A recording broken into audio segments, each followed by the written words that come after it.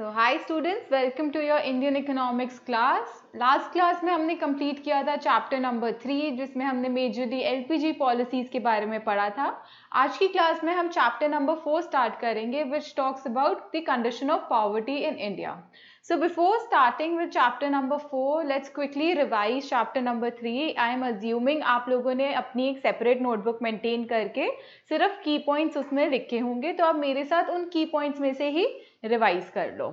तो हमने सबसे पहले पढ़ा था कि चैप्टर 1 और चैप्टर 2 में कि इंडिया की कंडीशन प्री इंडिपेंडेंस क्या थी. फिर हमने पढ़ी इंडिया की condition post independence from the year 1950 to 1990 क्या थी. और थर्ड चैप्टर में हमने पढ़ा था कि 1991 में government had introduce the LPG policies, और उस पॉलिसीज में क्या प्रोग्राम्स आए, क्या इनिशिएटिव्स आए, और वो इकोनॉमिक रिफॉर्म्स का हमने क्रिटिकल इवैल्यूएशन पढ़ा.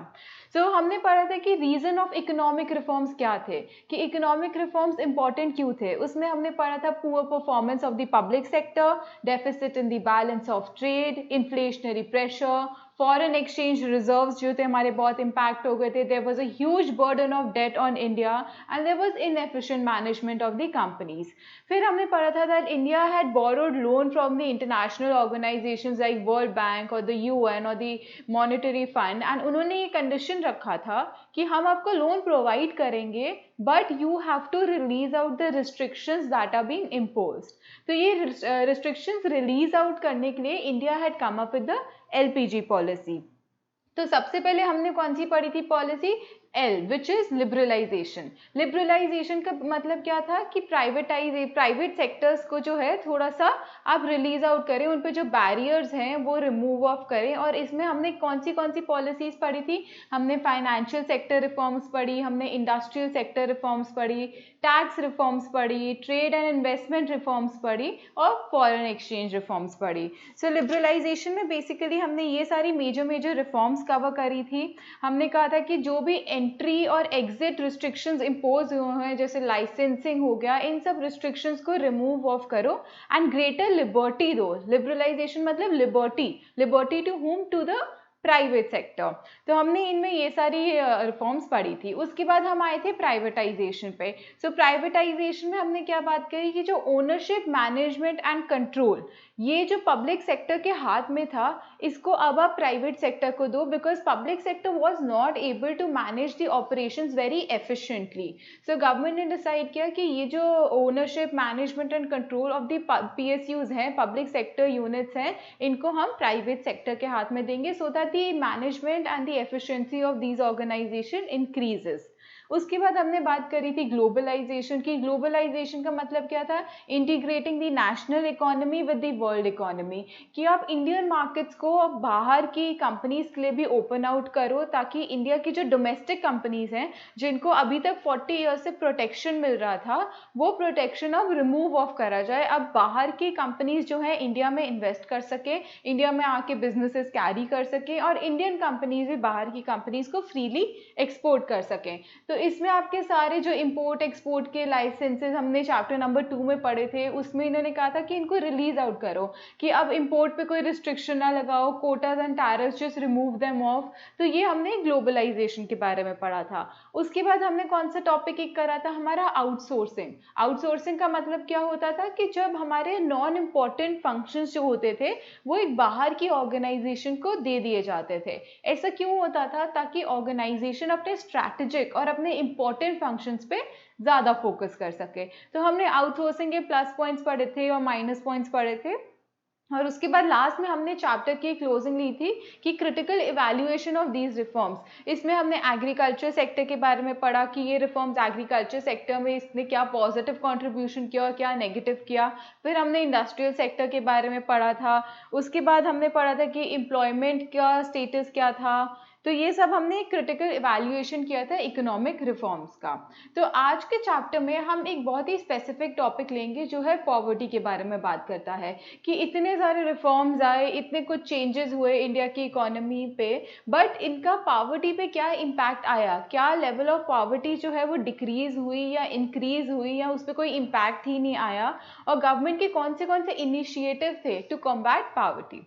सो सबसे पहले हम स्टार्ट करते हैं एक इंट्रोडक्शन से. तो ये आपका एज यूजुअल जो हम फ्लो डिसाइड करते हैं। पहले हम ऑब्जेक्टिव ऑफ द चैप्टर देखते हैं और उसके बाद हम देखते हैं कि why is it important to study this chapter. तो ये आप लोग नोट डाउन कर लो। तो हम अपनी फर्स्ट इंट्रोडक्शन से स्टार्ट करते हैं कि हम ये चैप्टर पढ़ ही क्यों रहे हैं, what is the purpose of studying this chapter. So in the previous chapters we have studied the economic policies pursued by the India. Providing minimum basic need to the people and reduction of poverty has always been the major aim of independent India. The 5-year plans have always stressed on the upliftment of poor people and achieving minimum standard of living for all. Poverty is a challenge not only for India but for the entire world, or as more than 1/5 of the world's poor live in India and are unable to meet even the basic needs. तो India के हर एक 5-year plan में हमेशा focus होता था कि poverty को कैसे रिमूव किया जाए, कैसे उसे कॉम्बैट किया जाए, बिकॉज वर्ल्ड की जो 1/5 पॉपुलेशन थी, 1/5 ऑफ द पुअर थे, वो कहाँ से अराइज हो रहे थे, वो इंडिया से ही अराइज हो रहे थे। तो इसीलिए हमारी गवर्नमेंट का बेसिक पर्पस क्या था कि सबको एक इक्वल स्टैंडर्ड ऑफ लिविंग दें, उनको उनकी बेसिक नीड्स फुलफिल करने के लिए फैसिलिटीज दें एंड उनका स्टैंडर्ड ऑफ लिविंग जो है हम राइज करें। अब इस चैप्टर में हम बेसिकली क्या पढ़ रहे हैं, हम पढ़ेंगे कि मीनिंग ऑफ पॉवर्टी क्या है, कि पॉवर्टी मेजर किन टर्म्स में होती है और गवर्नमेंट की कौन सी पॉलिसीज आई पॉवर्टी एलिविएट करने के लिए। तो ये आपको नोट डाउन करना होगा, एक ब्रीफ इंट्रोडक्शन। हम इंट्रोडक्शन इसीलिए पढ़ते हैं ताकि हम जब चैप्टर पढ़ रहे हो ना, हमें पर्पस समझ में आए कि हम ये चैप्टर पढ़ क्यों रहे हैं। We are not just vaguely mugging the chapters and reading them. हमें समझ आना चाहिए कि सारा इंडियन इकोनॉमी एक फ्लो में मूव कर रहा है। पहले हमने ईयर वाइज उनको पढ़ा, बिफोर इंडिपेंडेंस, आफ्टर इंडिपेंडेंस, फिर एलपीजी पॉलिसीज आई। अब हम स्पेसिफिक लेके चल रहे हैं कि इंडिया में कौन कौन सी प्रॉब्लम्स थी जिन्हें हम कवर अप कर रहे हैं। तो पहली प्रॉब्लम हमारी पॉवर्टी। अब पॉवर्टी होता क्या है, what is the meaning of poverty? So define the term poverty. Poverty refers to a state in which an individual is unable to fulfill even the basic necessities of life. कि एक individual अपनी basic necessities of life like food, shelter, clothing, ये सब भी नहीं fulfil कर पा रहा, उसके पास ये सब एमिनिटीज भी नहीं है। So poverty refers to a state in which the individual is unable to fulfil even the basic amenities of life. So it is what? It is a state. Okay, coming down to question 2, what do you understand by poor in urban and rural area? अब poverty जो है, poor की definition आपकी town cities में अलग होती है और विलेजेस में अलग होती है। तो जो टाउन्स और सिटीज़ में होती है उसे हम क्या कहते हैं? Urban poor. जो विलेजेस में होती है उसे हम क्या कहते हैं? Rural poor. So poverty in India is studied from 2 point of views. कौन से? Urban and rural. So poverty in urban area पहले हम स्टडी करेंगे, poor in the urban area. So in the urban area poor people include push cart vendors, street cobblers, rag pickers, beggars. तो आपने देखा होगा कि जैसे कभी भी आप कोई रेलवे स्टेशन पे जाएं या कहीं जाएं, so they are cobblers sitting over there, यानी कि मोची बैठे होते हैं। हम देखते हैं रैग पिकर्स होते हैं जो बेसिकली सारा कूड़ा उठाते हैं एंड देन उन्हें फिल्टर आउट करके सेल ऑफ करते हैं। जो पुश कार्ट वेंडर्स होते हैं, पुश कार्ट वेंडर्स का कौन से होते हैं? जो जिनके पास आपने देखा होगा एक ट्रॉली सी होगी, वो उस पर सारा सामान अपलोड करके from one place to other पहुंचाते हैं। सो ये बेसिकली ये हमारी कैटेगरी ऑफ पुअर होते हैं in the urban area. So they possess very few assets. इनके पास कोई एसेट्स ज़्यादा होते ही नहीं है। जो एसेट्स इनके काम में यूज़ हो रहे हैं, कोई इनके बिजनेस में यूज़ हो रहे हैं, इनके पास सिर्फ वही एसेट्स होते हैं एंड मोस्टली वो एसेट्स भी इनके अपने नहीं होते, they take it on rent. So they reside in kacha hutments with walls made up of big mud roofs made of grass, bamboo and wood. So इनके पास कोई पक्के घर नहीं होते, mostly ये लोग roads पे ही रहते हैं, और अगर घर भी होते हैं so those are not permanent houses, those are temporary houses made up of big mud और grass और bamboos और wood. तो जैसे हम लोग के पास घर होते हैं वैसे घर इनके पास नहीं होते। They basically reside in kacha hutments. So the urban poor are largely the overflow of the rural poor who had migrated to the urban areas in search of alternative employment and livelihood. So urban poor arise कहाँ से होते हैं? Basically क्या होता है कि rural areas में enough employment opportunities तो होती नहीं है, सिवाय एग्रीकल्चर के लिए या कुछ कुछ इंडस्ट्री सेटअप हुई, तो वहाँ के लोग माइग्रेट कर सकते हैं टाउन्स और सिटीज़ में। अब टाउन्स और सिटीज़ में भी एम्प्लॉयमेंट जनरेट करना उतना ईजी नहीं होता है। सो जो लोग रूरल एरिया से अर्बन में माइग्रेट कर जाते हैं, तो वो जनरली फिर यहाँ पे आके ऐसे छोटे मोटे काम पकड़ते हैं। तो ये हमारे कैटेगराइज हो जाते हैं in the category of urban poor. So urban poor is generally the overflow of rural poor, कि जब वहाँ पे विलेजेस में एक स्टैग्नेंट पोजीशन आ जाती है कि कोई एम्प्लॉयमेंट ही नहीं जनरेट हो रही, कोई काम ही नहीं मिल रहा, तो ये लोग माइग्रेट कर जाते हैं टाउन्स और सिटीज़ में। अब आपने देखा होगा काफ़ी टाउन्स में जो रिक्शा पुलर्स भी होते हैं, वो कहाँ से आते हैं? वो अलग अलग विलेजेस से आते हैं, क्योंकि उनके विलेजेस में उतना एम्प्लॉयमेंट अपॉर्चुनिटी है ही नहीं, तो इसीलिए वो टाउन्स में मूव कर जाते हैं in order to gain some employment opportunity. So the urban poor are largely the overflow of the rural poor which had migrated to urban areas in search of alternative employment and livelihood. तो ये हमारे urban poor थे। So it's a very brief note, आपको वो probably 3 mark में पूछ सकते हैं कि how can you categorise the poor. So you basically categorise into urban poor and rural poor. So poor in the rural areas.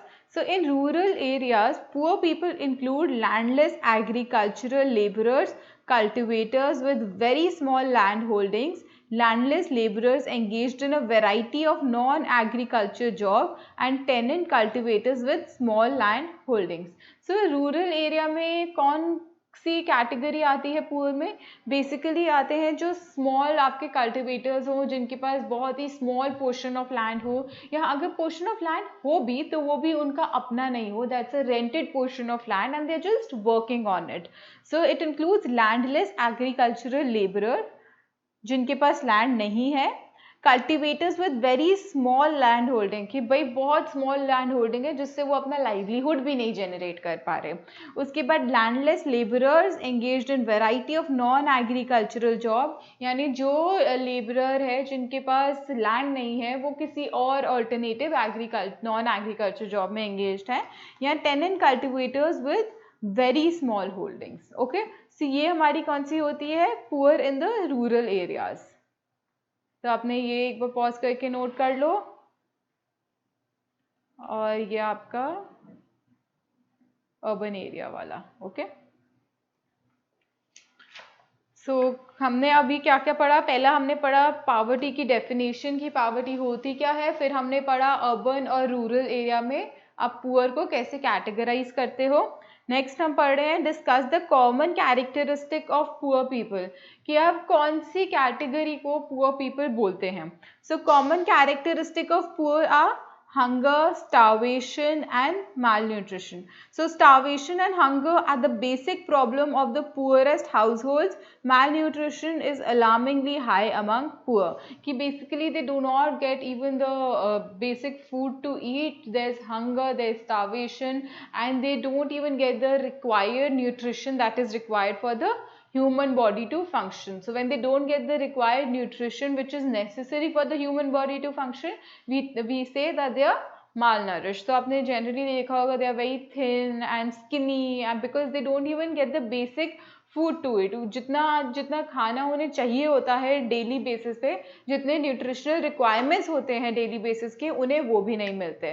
सो पहला क्या हो गया? Hunger and starvation. उसके बाद सेकेंड क्या हो गया? Poor health. So they are generally physically weak due to illness, disability and serious illness. Their children are less likely to survive or be born healthy. So इनको जो basic health facilities भी होती हैं वो भी नहीं मिलती, तो इसकी वजह से they are physically very weak. So they are not able to even function properly in terms of walking और in terms of performing the daily chores. और आपने जनरली देखा होगा कि जो पुअर पीपल होते हैं, या आपने देखा होगा जो रोड साइड बेगर्स होते हैं, कुछ होते हैं, इनके जो बच्चे होते हैं वो भी ज़्यादा सर्वाइव नहीं कर पाते, because there is so much lack of the nutrition that is required for them. So generally they are less likely to survive और बी बॉर्न हेल्दी, बिकॉज इन्हें जो बेसिक हेल्थ फैसिलिटीज़ मिलनी चाहिए वो इन्हें मिल ही नहीं रही हैं. So they have poor health. Third point, limited economic opportunities. So they have very limited economic opportunities due to lack of literacy and skills. So they face unstable employment. They are not able to negotiate their legal wages from the employers and are exploited. तो पहले तो इन्हें employment opportunities ही नहीं मिलती because ये generally पढ़े लिखे नहीं होते हैं. So they are not literate and they do not have the required skills also, कि ना इनके पास कोई स्किल होती है ना इनके पास एजुकेशन होती है. तो इन्हें इकोनॉमिक फैसिलिटी जो है, इन्हें एम्प्लॉयमेंट जो है वो इनके लिए जनरेट ही नहीं हो पाती है. एंड एम्प्लॉयमेंट अगर जनरेट हो भी जाती है तो एम्प्लॉयज़ इन्हें बहुत एक्सप्लॉइट करते हैं. They pay them minimum wages and they make them work for a lot of hours. So they are exploited by the employers also. Then fourth, debt trap. So they borrow money from the money lender who charge very high rate of interest that push them into a chronic indebtedness. तो ये क्या होता है कि ये कुछ भी अपने ऑपरेशंस कैरी करने के लिए, कोई अगर इन्होंने छोटा मोटा बिजनेस कैरी करने का सोचा या कोई लैंडलेस लेबरर है उसने मनी बोरो करके एग्रीकल्चर लैंड का छोटा सा पोर्शन खरीदने की सोची, बट जिनसे ये बोरो करते हैं दैट इज मनी लेंडर्स, वो इन्हें बहुत high rate of interest charge करते हैं. तो अब ये लोग जो है इनकी अर्निंग्स उतनी तो जनरेट हो नहीं पाती, तो अब ये इंटरेस्ट पे करें या ये प्रिंसिपल पे करें. तो ये इंटरेस्ट पे कर देते हैं और प्रिंसिपल पे करने के लिए फिर एक और डेट ले लेते हैं. तो इस तरीके से ये एक डेट ट्रैप में फंसते जाते हैं and there is a very high level of indebtedness, कि ये अपने लोन्स को पे ऑफ ही नहीं कर पाते और इनकी मोस्टली अर्निंग्स जो होती है वो इनके लोन्स पे ऑफ करने में ही निकल जाती है. तो इनके पास कुछ बचता नहीं है. तो पहला हमने क्या पढ़ा था, हंगर स्टार्वेशन. सेकंड हमने क्या पढ़ा, पुअर हेल्थ.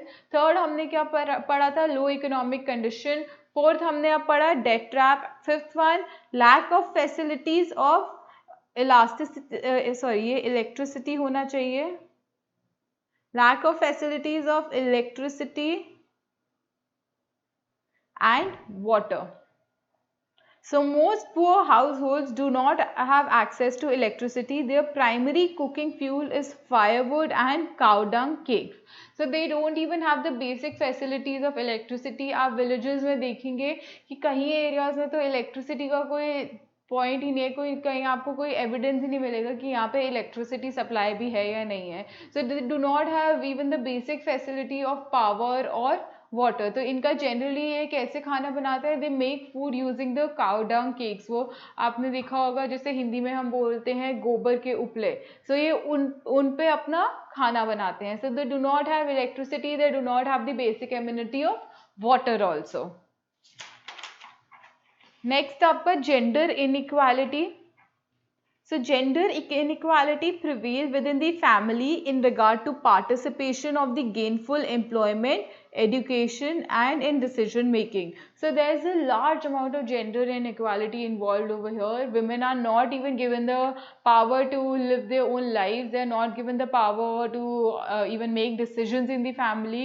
उन्हें कोई education facilities भी नहीं provide होती और ना ही they are allowed to go and work outside the home. So there is a huge amount of gender inequality. अभी भी इनमें उतनी अवेयरनेस है ही नहीं कि विमेन और मेन को इक्वली ट्रीट करें and they let the women go out and do some work.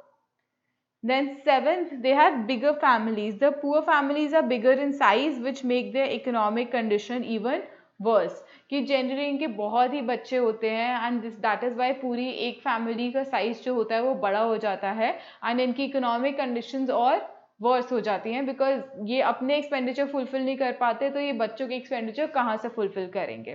सो ये हमने पढ़े जनरल कैरेक्टरिस्टिक ऑफ पुअर. तो आप एक बार ये वाले पॉइंट्स नोट डाउन कर लो, फिर मैं आपको एक बार लास्ट पेज फिर से दिखा देती हूँ.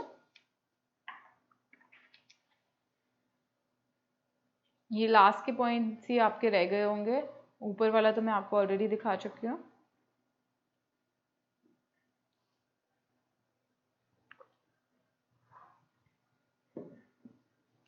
ठीक है, तो अब हम अपने नेक्स्ट क्वेश्चन पे मूव करते हैं, which is briefly discuss the concept of relative and absolute poverty. अब रिलेटिव और एब्सोल्यूट पॉवर्टी क्या होते हैं, ये एक तरीके के मेजर्स होते हैं कि there are two measures of determining the extent of poverty, कि पॉवर्टी किस एक्सटेंट तक है. तो पहला मेजर होता है रिलेटिव एंड दूसरा होता है एब्सोल्यूट. सो रिलेटिव मेजर इसमें हमने कैसे डिफाइन किया, और पहले meaning. So relative poverty refers to the poverty of people in comparison to other people, regions और nation. तो relative जब हम बोलते हैं इसका मतलब है कि एक लेवल से दूसरे लेवल को कंपेयर करना, कि एक नेशन में कितनी पावर्टी है और दूसरे नेशन में कितनी पावर्टी है, आप एक कंपैरिजन कर रहे हैं. You are making a relative measure, you are making a comparison between both of these. So example, if Karan has lower income than Arjun, then we can say Karan is relatively poor.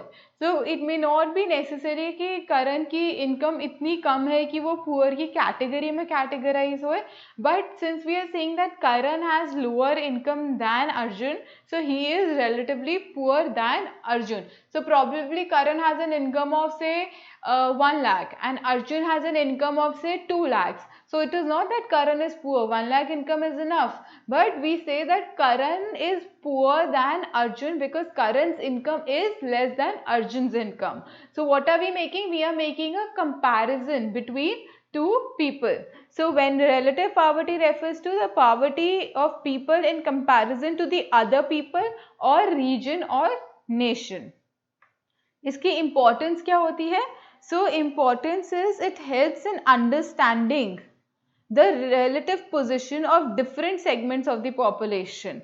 इसकी limitation क्या होती है? It only affects the relative position of different segments of the population in income hierarchy. It does not consider how poor the person is or whether he is deprived of the basic minimum needs required for the life or not. तो इसमें उन्होंने क्या बोला कि इसकी importance पहले तो क्या है कि ये हमें एक relative position understand करने में help करता है कि अगर हम दो developing nations की level of poverty को compare कर रहे हैं तो वो comparison में ये help करता है कि probably India कितना better है या कितना worse है in terms of the standard that's going on. So it helps us in understanding the relative position. इसकी limitation क्या होती है कि ये इवन तो हमें बता देता है कि जैसे हमने अर्जुन और करण का एग्जाम्पल किया तो हमने कहा कि Karan is poorer than Arjun, but इसका ये मतलब नहीं है ना कि 1 लाख में उसकी बेसिक एम्यूनिटीज नहीं फुलफिल हो रही,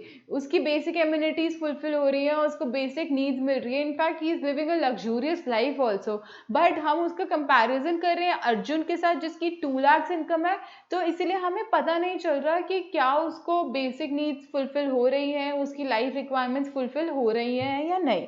So it only affects the relative position of different segment, that is it only gives us a comparison of the population. It does not consider how poor the person is. ये हमें ये नहीं बता रहा कि करण कितना poor है, ये हमें बस एक कंपैरिजन दे रहा है, हमें फिगर्स का एक रिलेटिव एनालिसिस दे रहा है. It does not consider how poor the person is और if he is deprived of the basic minimum needs और नॉट, कि क्या उसे बेसिक मिनिमम नीड्स मिल रही है या नहीं मिल रही है, ये बस हमें एक कंपैरेटिव फिगर देती है. तो ये एक बार आप नोट कर लो, this is relative poverty. So next we come down to what? We come down to absolute poverty. So what is the meaning of absolute poverty? Absolute poverty refers to the total number of people living below the poverty line. अब relative में हम compare करते थे, इसमें हम क्या बता रहे हैं, इसमें हम एक absolute figure दे रहे हैं कि इतने लोग आप below the poverty line. इसमें हमें clearly आपको थोड़ा idea हो रहा होगा कि इसमें हमें clearly पता चल जाएगा कि कितने लोग below the poverty line है और कितने लोगों को basic amenities भी नहीं मिल पा रही हैं. So absolute poverty refers to the total number of people living below the poverty line. So इसका example क्या हुआ? According to the absolute measure, around 22% of the India's population is below poverty line. इससे हमें बहुत clearly पता चल रहा है कि 22% of the population is below poverty line. That is 22% of the population is not even getting the basic amenities that are required for them. इसकी importance क्या है? The concept of absolute poverty is relative for less developed countries like India, where there is abundance of poverty. It helps to measure the number of poor people. So a country that is a developing nation basically like India, it helps it to determine कि India में poverty rate क्या चल रहा है, कि कितने number of poor है, कितने number of people है who are not even getting the basic amenities of life. So the government can focus on them, the government can design policies for their upliftment also. So ये help करता है क्या study करने में, the absolute measure of the number of people who are poor. So इसकी limitation क्या है? So the method of poverty line used to measure the absolute poverty does not differentiate between very poor and the other poor. वो क्या कह रहे हैं, वो कह रहे हैं कि हमने बस एक पावर्टी लाइन का नंबर डिफाइन कर दिया कि इससे नीचे जो भी कैटेगराइज हो रहा है वो पुअर है.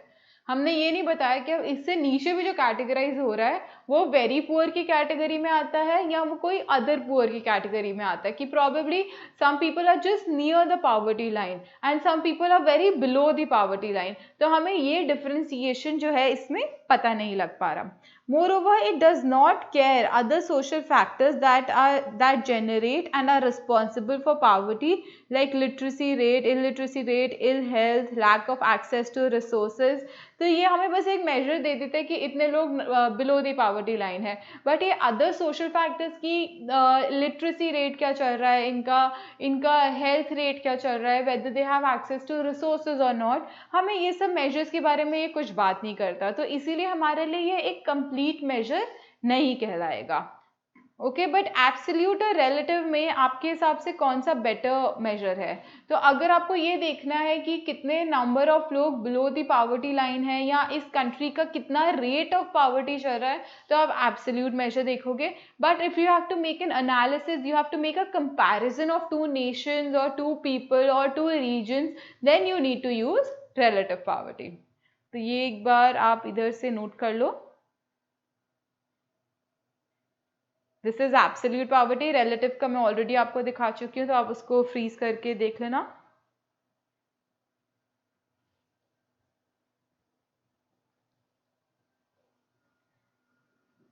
Okay, so we move down to the next question, which basically talks about the concept of poverty line.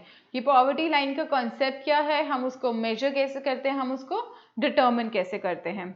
So poverty line is a cut off on the line of distribution which usually divides the population of a country as poor and non-poor. The concept of poverty line is used to measure the extent of poverty in a country. तो आपको 1 mark में बिल्कुल definition पूछ सकते हैं, how do you define poverty line या what is poverty line? So it is basically a line which distinguishes poor from the non poor, कि जो इस पावर्टी लाइन के बिलो है, जिनकी इनकम इस लाइन के बिलो है, वो क्या कहलाएंगे, वो हमारे पुअर कैटेगराइज हो जाएंगे, और जिनकी इसके अबव है वो नॉन पुअर कैटेगराइज हो जाएंगे. So it basically divides the population of a country into poor and non poor.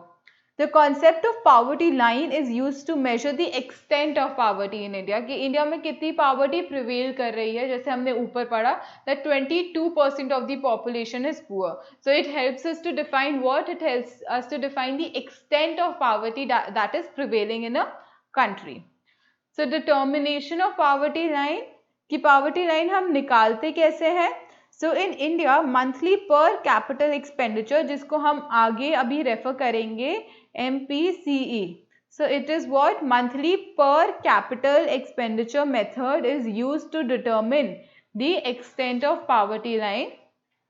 तो कौन सा मेथड हम यूज करते हैं? MPCE, that is monthly per capital expenditure. Repeat it with me once. MPCE, monthly per capital expenditure. So according to this method, the monetary value of the minimum calories intake is calculated, that is per capital expenditure. So हर एक person की जितनी minimum calorie intake है वो calculate होती है. So the minimum calorie intake is what? The Planning Commission has defined poverty. आपको ये दिख रहा है यहाँ पे visible है ना? हाँ. So the Planning Commission has defined poverty line on the basis of the recommended nutritional requirement of 2400 calories per person per day for rural areas and 2100 calories per person per day in urban areas. So उन्होंने पहला criteria क्या दिया, minimum calorie requirement. तो अगर 2400 पर person per day in the rural areas, अगर इतनी उनकी कैलोरी इनटेक हो रही है तो वो अबव पॉवर्टी लाइन हो जाएंगे, और इससे कम हो रही है तो वो बिलो आ जाएंगे. सो 2400 पर person per day in rural areas and 2100 पर person per day in urban areas.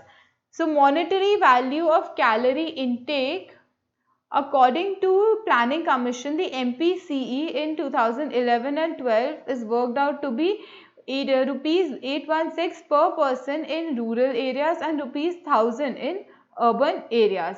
तो इनके हिसाब से जो मिनिमम कैलोरी इनटेक इन्होंने डिफाइन किया था, इसको लेने के लिए पर पर्सन कितना होता था, 816 rupees in rural areas and 1000 rupees in urban areas. अब आप देखेंगे रूरल एरियाज में even the calorie intake is more but the money is less. Why? Because वहाँ पे इन्फ्लेशन रेट्स थोड़े कम होते हैं. अर्बन एरियाज में आपका सामान महंगा आता है, इसीलिए उन्होंने 1000 रुपीज अर्बन एरियाज में दिए हुए हैं.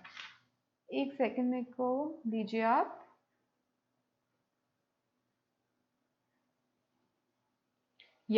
सो ये 806 है, 16 है इन रूरल एरियाज एंड 1000 है अर्बन एरियाज में. So poverty line divides the poor from non-poor. There are many kind of poor, the absolute poor, very poor and the poor. Similarly, there are various kinds of non-poor, that is middle class, upper class and the rich. So poverty lines define the rich from the non-poor. तो पहला उन्होंने major क्या लिया, पहला major ले लिया minimum calorie intake का, जो कि था 2400 कैलोरीज पर person per day in rural areas. दूसरा मेजर क्या ले लिया, तो 2400 इन रूरल एरियाज हो गया और 2100 इन अर्बन एरियाज हो गया. दूसरा मेजर क्या लिया, the monetary value of the minimum calorie intake. So in terms of the rural areas ये हमारा कितना कैलकुलेट होके आया, ये आया रुपीज 816, और जो हमारा अर्बन एरियाज का आया वो आया रुपीज 1000. तो ये हमारे दो उन्होंने मेजर्स लिए. और जो हमारा मॉनेटरी वैल्यू था वो कौन से मेथड से निकालते थे, वो निकालते थे MPCE, दैट इज मंथली पर capital expenditure. So this expenditure is on what? This is on the minimum calories intake that is required. तो ये आप नोट डाउन कर लो. ओके, सो अब हम हमारे नेक्स्ट क्वेश्चन पे आते हैं, which talks about what are the ways to categorise poverty. Categorise करने के लिए पॉवर्टी को क्या क्या वेज होते हैं आपके. सबसे पहला आता है chronic poor. It includes poor who are always poor and those who are usually poor. मतलब क्या हुआ कि ये कैटेगरी जो है वो हमेशा बिलो पॉवर्टी लाइन ही रहती है. This is like the very poor stage which we talk about in the category of poor. So they generally remain poor and are usually poor also in spite of the increase in their income or in spite of some government policies that are coming up. So chronic poverty मतलब कि बहुत ही intensive level पे वही poverty prevail करती है, ये category हमेशा poor ही रहती है. उसके बाद transient poor may be classified as churning poor who regularly move in and out of poverty like small farmers. कि ये क्या करते हैं, इनकी मूवमेंट होती रहती है between poor and non-poor. So they are in some particular months of the year they are poor when probably there is no crop or there is no rainfall and they are not able to produce enough. In the other period of the year they are fine, they earn a livelihood, they carry out their basic expenditures and they fulfill their basic amenities of life. So they move in and out between the category of poor and non-poor. उसके बाद third हमारा कौन सा होता है, third हमारा होता है non-poor. So हमने पढ़ा ट्रांजिएंट पुअर कौन से होते हैं, they move in and out of the category of poor and they are occasionally poor and occasionally rich. Okay. So non poor कौन से होते हैं? They are never poor, that is they are above the poverty line, they do not move in and out, neither are they always poor. तो third category कौन सी हो गई? Those who are non poor. तो पहली chronic poverty, मतलब वो हमेशा बिलो दी पॉवर्टी लाइन ही रहते हैं and they are usually poor. दूसरी कौन सी हो गई हमारी? Transient poor, who keep moving in and out of the stage of poverty and non poverty. And तीसरे कौन से हो गए हमारे? Non poor, they are never poor. Okay, so ये आपके तीन मेजर्स हो गए, तीन कैटेगराइजेशन हो गई ऑफ पॉवर्टी। अब हम पढ़ते हैं why is the method of determining poverty line criticise. कौन सा मेथड होता है? पहले तो आप ये क्लैरिटी लाइए दिमाग में, आपका MPCE, दैट इज मंथली पर कैपिटल एक्सपेंडिचर मेथड होता है of calculating the poverty line. So the method MPCE of determining the poverty line is criticized due to the following, कि ये मेथड को नेगेटिव क्यों बोला जाता है? Why is this method criticized and not taken as a proper measure of defining the poverty line? So the method MPCE of determining the poverty line is criticized due to the following reasons. कौन से reasons होते हैं आपके? The method groups all poor people together and does not differentiate between very poor and other poor. So ये method simply कहता है कि जो पॉवर्टी लाइन के बिलो है वो पुअर है, जो पॉवर्टी लाइन के अबव है वो नॉन पुअर है। अब जब वो बिलो पॉवर्टी लाइन डिफाइन करता है तो वो कैटेगराइज नहीं करता है कि ये ये वेरी पुअर है या ये पुअर है या ये थोड़े से बेटर स्टेज पे हैं, but still they are below the poverty line. So it does not categorise, but it simply tells कि अगर ये पॉवर्टी लाइन के नीचे है तो ये पुअर है और ये अबव है तो ये नॉन पुअर है। So it does not categorize is our first point.